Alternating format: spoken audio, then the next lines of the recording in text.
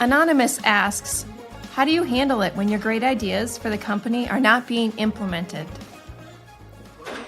That is a great question. It can get so frustrating when in your mind, you know you are right and you keep bringing it up and you keep telling people how the world should be, how the system should be, and it appears, according to your story, that no one's listening and you're surrounded by idiots and that it's very simple and you're right. And if only they would just get it, that you could really help the whole company. And you know what? I bet you have some great ideas, but your suffering isn't coming from the fact that you made a suggestion and they went another direction.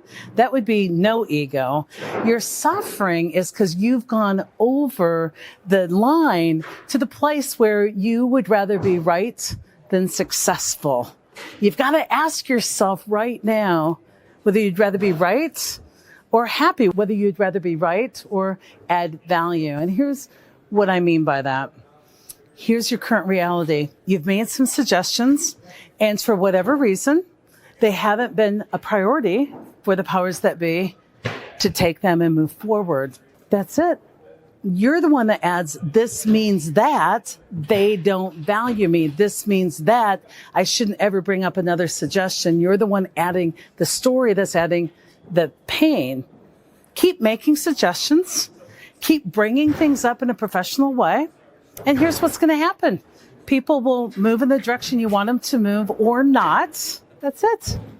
Your job is, regardless what happens, succeed anyway.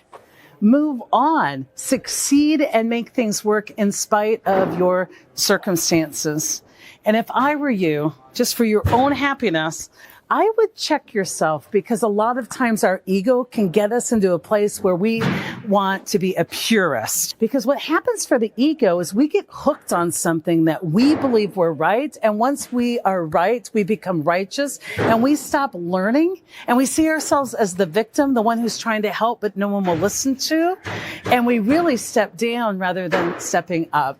I rolled out a lot of systems that have defects, and people get really focused on the defects and they get a little intolerant of those defects and whether or not they're being fixed quickly enough, when in fact, it could be very good business decision making to not ever fix a defect. When I worked with Microsoft, I was shocked to find out that they rolled out products with known defects, sometimes thousands of known defects. And I got to thinking, why would you roll out a product where you knew there were things that didn't work? But they knew the magic place in business where the risk of not going to the market is bigger than the risk of going to market with something undone. See, they were able to do great risk analysis, risk assessment. And so they would roll things out and then they would leave it to the consumers to let them know which of those defects were most important. And the consumer would most of the time not even send in an error report. Most consumers believe error reports are like some government conspiracy.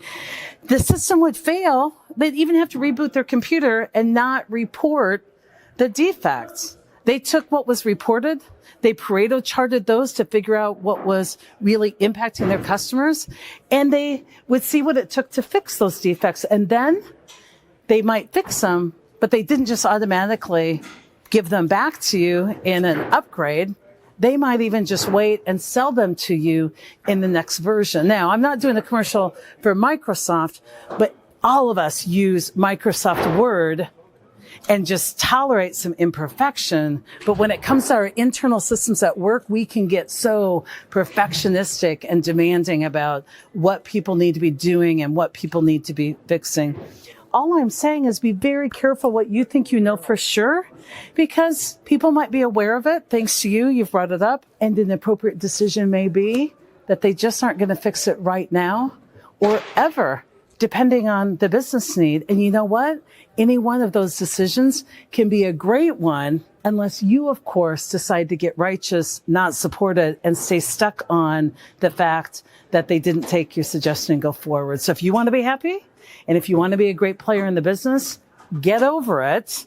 Continue to bring up good ideas. If they get acted on or not, either way, go on, add value, be happy, and be great. So remember, reality-based leadership isn't about Cy Wakeman. It's a philosophy, and I have an entire team that is out there teaching and preaching. So if you want to meet my team, go to the website under Meet the Speakers and check out the amazing talent we have that can help your organization.